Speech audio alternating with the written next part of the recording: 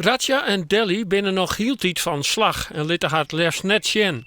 Sneun roen de Bengaalse tigers voort, de door van harden verbloost die iepen en dat hier net matten. De dieren die zijn eigenlijk vrijwel meteen dit steegje ingelopen.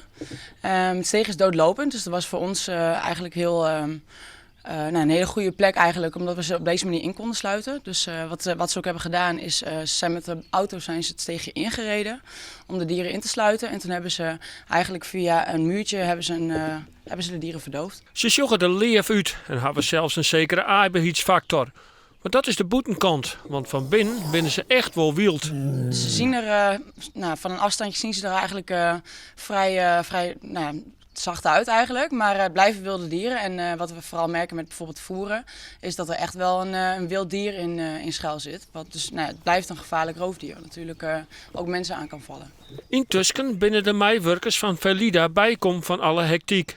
Zo hoop je het neer weer te meidjen. Om zulks vat te komen, worden de maatregelen genomen.